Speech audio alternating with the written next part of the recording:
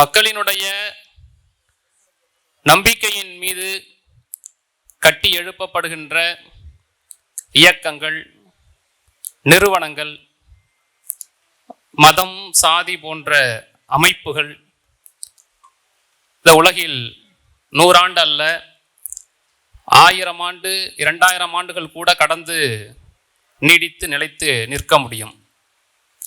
காரணம், அவை மக்களினுடைய நம்பிக்கைகளிலிருந்தும் அவர்களுடைய பெருமிதங்களிலிருந்தும் அறியாமையிலிருந்தும்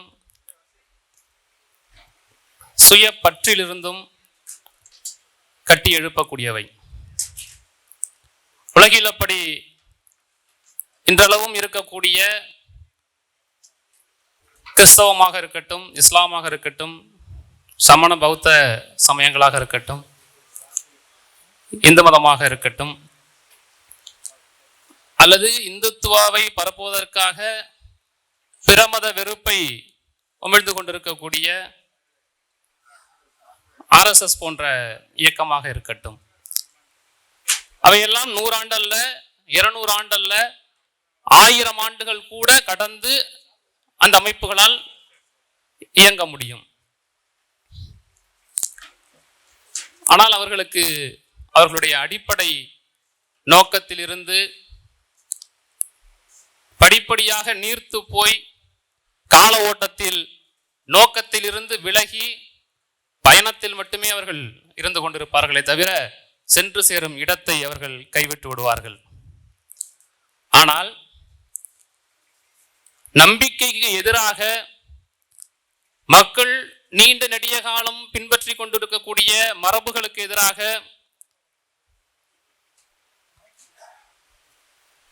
அறிவை முன்னிறுத்தி, அறிவை ஆயுதமாக மாற்றி,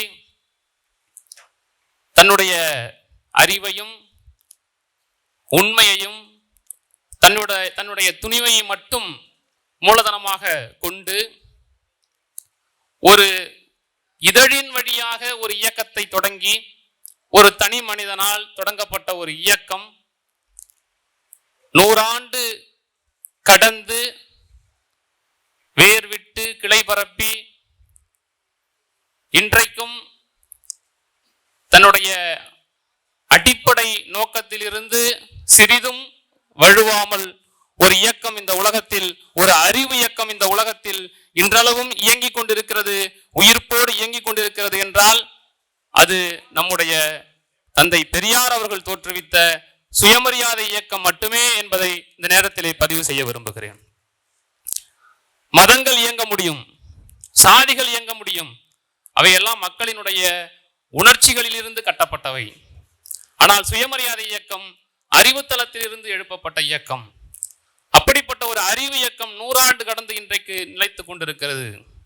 1925 தொடங்கப்பட்ட சுயமரியாதை இயக்கம் 38 நீதி கட்சியோடு இணைந்து பணியாற்றிய சுயமரியாதை இயக்கம், 44 திராவிடர் கழகமாக மாறிய சுயமரியாதை இயக்கம், 67 ஆட்சி அதிகாரத்தை திமுக என்கின்ற தன் கிளை அமைப்பில் இருந்து ஆட்சி அதிகாரத்தை கைப்பற்றி இன்றைக்கும் தன்னுடைய எதிரி ஆரியம், அந்த ஆரியத்திற்கு எதிராக, அந்த ஆரியத்திற்கு சவால் விட்டு கொண்டு ஆரியம் தன்னுடைய கருத்தை ஒரு அடி எடுத்து வைத்தால் அதன் பிடரியில் ஓங்கி 4 அடி கொடுத்து ஆரியத்தை தமிழ்நாட்டை விட்டு புறந்தள்ளக்கூடிய ஒரு சக்தியாக அதன் அடிப்படை நோக்கத்தில் இருந்து விலகாமல் ஒரு இயக்கம் இன்றளவும் உயிர்ப்போடு வாழ்ந்து கொண்டிருக்கிறது என்றால் அது சுயமரியாதை இயக்கம் மட்டும்தான் இந்தியாவிலே. பண்பாட்டு படையெடுப்பு எப்படி அதிகாரத்தை கைப்பற்றிய பிறகு இங்கே பண்பாட்டில் மாற்றங்கள் வரும். முகலாயர்கள் வருகைக்கு பிறகு இங்கே உள்ள பண்பாட்டில் சில மாற்றங்கள் நிகழ்ந்திருக்கின்றன. பிரிட்டிஷாருடைய ஆட்சி அதிகாரத்திற்கு அவர் வந்த பிறகு இங்கே பண்பாட்டில் மாற்றங்கள் நிகழ்ந்திருக்கின்றன. ஆனால் ஆட்சி அதிகாரத்தையே பண்பாட்டின் வழியாக கைப்பற்றியது இந்த ஆரிய கும்பல் மட்டும்தான்.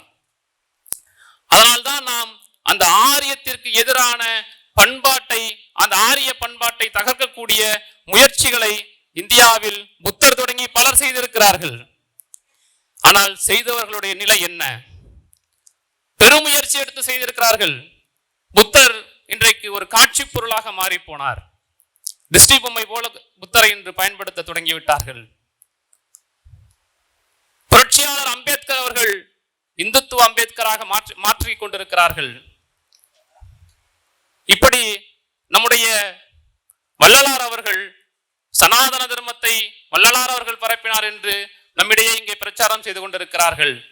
ஆனால் தன் நோக்கத்தில் இருந்து சிதையாமல் இன்றளவும் இந்த ஆரியத்தால் உள்வாங்க முடியாத, செரிக்க முடியாத ஒரு நெருப்பாக இருக்கக்கூடிய ஒரு தலைவர் உண்டென்றால் அது தந்தை பெரியார் மட்டும்தான். என்ன காரணம் என்றால், அவர்கள் எந்த தளத்தில் இயங்கினார்களோ அதே தளத்தில் உள்ளே சென்று புகுந்து அடித்த ஒரு தலைவர் தந்தை பெரியார் மட்டும்தான்.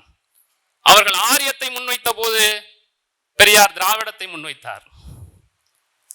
அவர்கள் பிறப்பை அடிப்படையாக வைத்து அனைத்தையும் இங்கே பாகுபாடுகளை உருவாக்கிய போது, படிநிலைகளை உருவாக்கிய போது, ஏற்றத்தாழ்வுகளை உருவாக்கிய போது கல்வியின் வழியாக இந்த ஏற்றத்தாழ்வை ஒழிக்க முடியும் என்று பெரியார் கல்வியை முன்வைத்தார். அவர்கள் சமஸ்கிருதம் என்ற மொழியை முன்வைத்த போது சுயமரியாதை இயக்கம் தமிழை முன்வைத்தது. அவர்கள் புரோகிதத்தை முன்வைத்தார்கள். பண்பாட்டு தளத்திற்குள் சுயமரியாதை திருமணம் என்கின்ற ஒரு திருமண முறையை இந்தியாவிலேயே சுயமரியாதை இயக்கம் தான் தொடங்கியது. தமிழ்நாடு தான் அதை செய்தது. புரோகித திருமணத்தை வைத்தார்கள். பெரியார் சுயமரியாதை திருமணத்தை முன்வைத்தார். அவர்கள் சாஸ்திரத்தை குறுக்கே நீட்டினார்கள். சாஸ்திரப்படி செல்லாது என்றார்கள். பெரியார் இடது கையால் இடவிட்டார். சட்டத்தை நீட்டினார்கள். சட்டப்படி சுயமரியாதை இயக்கம் சுயமரியாதை திருமணம் செல்லாது என்றார்கள். பெரியார் காலிலே போட்டு மிதித்தார். சட்டத்தை பற்றி அவர் அக்கறை கொள்ளவில்லை. 69 சுயமரியாதை திருமணம் செல்லும் என்று சொல்லும் வரை பெரியார் சட்டத்திற்கு எதிராகவே இங்கே சுயமரியாதை திருமணங்களை நடத்தி கொண்டிருந்தார். அவர்கள் கருமாந்திரம் செய்தார்கள். சுயமரியாதை இயக்கம் படத்திறப்பை முன்வைத்தது. நீத்தார் நினைவு நாள் என்று அதை மாற்றியது. உத்திரகிரியை என்பதை நீத்தார் நினைவு நாள் என்று மாற்றி காட்டினோம் சுயமரியாதை இயக்கம். இப்படியாக நாம் இதை அடுக்கிக் கொண்டே செல்லலாம். இந்த பண்பாட்டு படையெடுப்பு பெரியாருக்கு முன்பு இங்கே எத்தனையோ ராஜாத்தி ராஜர்கள் வாழ்ந்திருக்கிறார்கள்,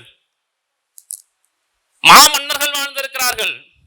ஆனால் யார் இந்த பண்பாட்டு படையெடுப்பை எதிர்த்தார்கள்? கரந்தை செப்பேடு சொல்கிறது, முதலாம் ராஜேந்திரனுடைய ஆட்சி காலத்தில் 1080 பார்ப்பனர்களுக்கு, வைஷ்ணவ பார்ப்பனர்களுக்கு 57 கிராமங்களை சதுர்வேதி மங்கலமாக முதலாம் ராஜராஜன் வழங்கினான் என்று கரந்தை செப்பேடு சொல்கிறது. நாயக்கர்களுடைய ஆட்சி காலத்தில் தான் பார்ப்பனியம் நிறுவனமயமாக்கப்பட்டது. எந்த மன்னரும் பண்பாட்டு படையெடுப்பை நிறுத்தவில்லை. மாறாக ஆரிய பண்பாட்டிற்கு துணையாக நின்றார்கள். பெரியார் வந்த பிறகுதான் அந்த பண்பாட்டு தளத்திற்குள் உள்ளே சென்று அவர்கள் எங்கெல்லாம் வேறுவிட நினைத்தார்களோ, எங்கெல்லாம் நுழைய நினைத்தார்களோ அங்கெல்லாம் அவர்களுக்கு அணை போட்டு அதற்கு மாற்றான பண்பாட்டை முன்வைத்து களமாடிய ஒரே தலைவர் இந்தியாவிலேயே தந்தை பெரியார் மட்டும்தான். அதனால்தான் இன்றைக்கும் அவர்கள் எதிரியாக பார்க்கிறார்கள். ஏன் பெரியார் பெயரை சொன்னாலே அவர்களுக்கு பற்றி கொண்டு வருகிறது.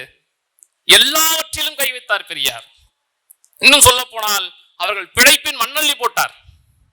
அவர்கள் ஏமாற்றி பிழைக்க வேண்டும் என்று நினைத்தார்கள். உழைக்காமல் உடல் வளர்க்க நினைத்தார்கள். வியர்வை சிந்தாமல் நம்முடைய வியர்வை எல்லாம் உறிந்து நினைத்தார்கள். அதனால் அதிலெல்லாம் பெரியார் கை வைத்தார். அதனால் தான் அந்த பெயர் அவர்களுக்கு இன்றைக்கும் பற்றி கொண்டு வருகிறது. ஈவேரா ஈவேரா என்று அவர்கள் மூச்சு முட்டை ஏன் அவர்கள் எதிரிகள் பெரியார் பெயரை சொல்ல மறுக்கிறார்கள் என்றால் இதுதான் காரணம். அதே போல இங்கே கலை இலக்கியங்களிலே தமிழர்களிடையே கலை இல்லாதது போலும், தமிழர்களிடையே இலக்கியங்கள் இல்லாதது போதும் ராமாயணத்தை முன்வைத்தார்கள், மனுவை முன்வைத்தார்கள், வேதங்களை முன்வைத்தார்கள். அனைத்திற்கும் மாற்றாக சுயமரியாதை இயக்கம்தான் திருக்குறளை முன்வைத்தது. பெரியார் தான் திருக்குறள் மாநாட்டை நடத்தினார். இப்பொழுது சில அறிவாளிகள் வரலாற்று அறிஞர்கள் சொல்ல தொடங்கிவிட்டார்கள், பெரியாருக்கு முன்பே இங்கே பலர் மாநாட்டை நடத்தி இருக்கிறார்கள், திருக்குறள் மாநாட்டை நடத்தியிருக்கிறார்கள், திருக்குறள் பற்றி பேசியிருக்கிறார்கள் என்றெல்லாம் சொல்கிறார்கள். உண்மைதான், நடத்தி இருக்கிறார்கள், மறுக்கவில்லை. அவர்கள் நடத்தியதெல்லாம் பண்டிதர்கள் மத்தியிலும் புலவர்கள் மத்தியிலும் நடத்திய கூட்டங்கள். பெரியார் ஒருவர் தான் திருக்குறளை மக்கள் மயமாக்கினார்.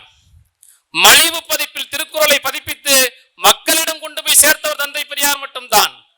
கம்பன் கழகங்கள் இருந்த இடங்களில் எல்லாம் பெரியார்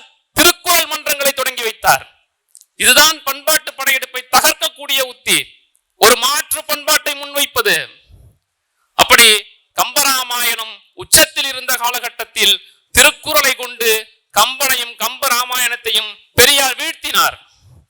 இதுதான் வரலாற்று உண்மை.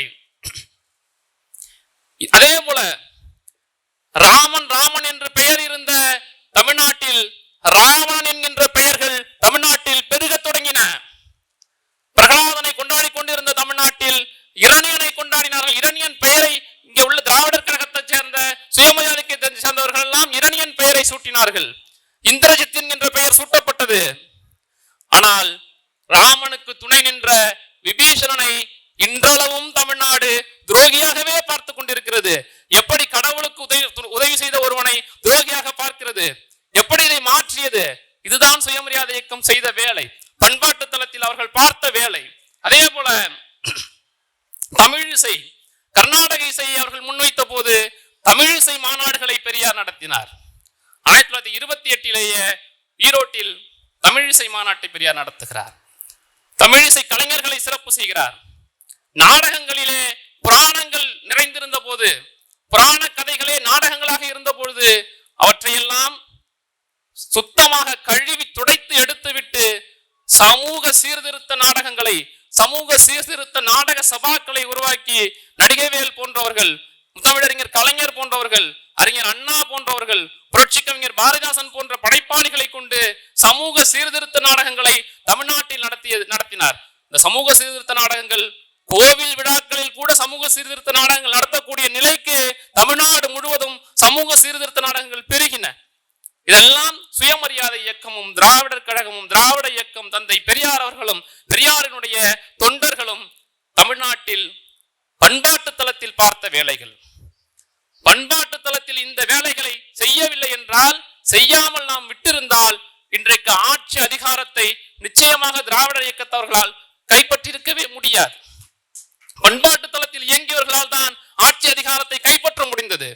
பேரறிஞர் அண்ணாவாக இருக்கட்டும், கலைஞராக இருக்கட்டும், பேராசிரியராக இருக்கட்டும், இன்னும் திமுகவில் இருக்கக்கூடிய பெருந்தலைவர்கள், திராவிடர் கழக தலைவர்கள் எல்லோருமே கலை இலக்கிய துறையில் சிறந்து விளங்கினார்கள். சுமார் 250க்கும் மேற்பட்ட திராவிட இயக்க இதழ்கள் தமிழிலே வெளிவந்தன. இப்படியாக கலை, இலக்கியம், அரசியல், சமூகம், பொருளாதாரம், கல்வி என்று அனைத்து பண்பாட்டு தலங்களிலும் தன் முத்திரை பதித்து எதிரியினுடைய பண்பாட்டு படையெடுப்பை கேடயமாக நின்று தடுத்து அவற்றை தகர்த்து அடித்து நொறுக்கி விரட்டியதால் தான் பாசிஸ்டுகளால் தன் தருவாதிகாரத்தை கொண்டு எதை வேண்டுமானாலும் அழைக்க முடியும், எதை வேண்டுமானாலும் மாற்ற முடியும் என்று இன்றும் அவர்கள் துடித்துக் கொண்டிருக்கும் போது தமிழ்நாடு மட்டும்தான் அவர்களை திருப்பி அடித்துக் கொண்டிருக்கிறது என்றால் இது ஒரு நாள் 2 நாள் நடந்த வேலை அல்ல, 100 ஆண்டுகள் நடந்த பணி. நாம் நூற்றாண்டினுடைய அஸ்திவாரத்தில் நின்று நாம் இன்றும் ஆரியத்தை எதிர்த்து போராடி கொண்டிருக்கிறோம். இன்றைக்கும் நாம் ஆரியத்தை திருப்பி அடித்துக் கொண்டிருக்கிறோம். இந்தியா முழுவதும் நடுங்குகிறார்கள், பாசிசத்தை கண்டு பயப்படுகிறார்கள். தமிழ்நாடு மட்டும் இன்றைக்கும் துணிந்து நிற்கிறது. என்ன காரணம்?